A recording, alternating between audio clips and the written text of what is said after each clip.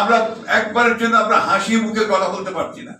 প্রতি মুহূর্তে আমাদের মনে হচ্ছে যে আমাদের নেত্রী আজকে অসুস্থ, গুরুতর অসুস্থ অবস্থায় হাসপাতালে পড়ে আছেন। এই মহান নারী, মহিষী নারী, যাকে আমি প্রথম মুক্তিযোদ্ধা বলেছি, তার সারাটা জীবন এই দেশের মানুষের জন্য তিনি সংগ্রাম করে গেলেন, লড়াই করে গেলেন।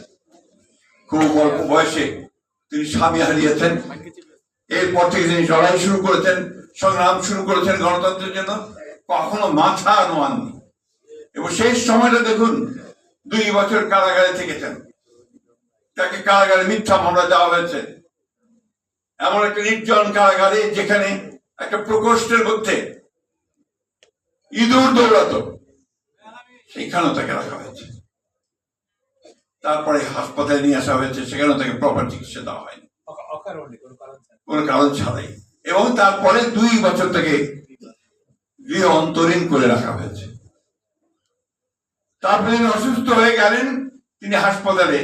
সেই সময় আমরা এই ফ্যাসিস্ট হাসিনাকে সরাতে সক্ষম হলাম ছাত্র জনতার অভ্যুত্থানের মধ্যে দিয়ে, সেই 5ই আগস্ট।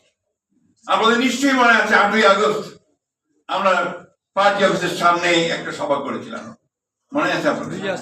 সেই সভায় তিনি একটা বাণী পাঠিয়েছিলেন, ছোট্ট 4-5 লাইনের একটা বাণী, মনে আছে আপনাদের? রেকর্ড করা, হাসপাতাল থেকে রেকর্ড করে পাঠিয়েছিলেন। তার প্রথম কথাটি কি ছিল? যে আজকে ছাত্র জনতা রক্তের মধ্য দিয়ে আমরা আবার একটা নতুন স্বাধীনতা অর্জন করেছি। এই স্বাধীনতার দিনে আমার আপনাদের কাছে আহ্বান, যে প্রতিহিংসা নয়, প্রতিশোধ নয়, আসুন আমরা সবাইকে ভালোবেসে নতুন একটা বাংলাদেশ গড়ে তুলি। কত মহান এই নেত্রী, চিন্তা করুন যে তিনি বাংলাদেশকে গড়ে তোলবার জন্য আবার নতুন করে সবকিছু ভুলে গিয়ে তিনি পলিটিক্স ও রিকনসিলিয়েশনের কথা বলেছেন। আসুন আমরা সেই পথে যাই। কিন্তু আমরা কি দেখছি? আমরা দেখছি ভয়াবহ একটা প্রতিহিংসার কথা দেখা।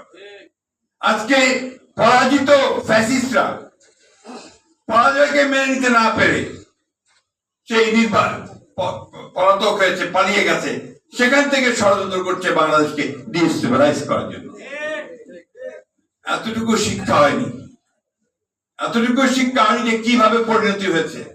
আজকে সেভাবে আবার চেষ্টা করছে, এইভাবে হাদিকে হত্যা করার চেষ্টার মধ্য দিয়ে, এরশাদুল্লাহকে হত্যা করার চেষ্টা দিয়ে বাংলাদেশে অস্থিতিশীল পরিস্থিতি সৃষ্টি করতে চাইছে। কিন্তু আমরা জানি বাংলাদেশের মানুষ তাদের এই চক্রান্তকে সফল হতে দেবে না, অতীতে দেয়নি কখনো। এটাই আমাদের শক্তি।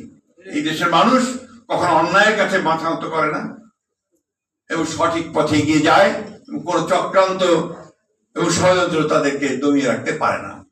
আমার বিশ্বাস, আমাদের সকলের বিশ্বাস, যে আমরা বাংলাদেশের মানুষ ঐক্যবদ্ধ হয়ে সেই পথেই যাবে, যে পথে বাংলাদেশের মুক্তি রয়েছে, যে পথ আমাদেরকে দেখিয়েছেন শহীদ প্রেসিডেন্ট জিয়া রহমান, যে পথ আমাদেরকে দেখিয়েছেন আমাদের নেত্রী দেশনেত্রী বেগম খালেদা জিয়া।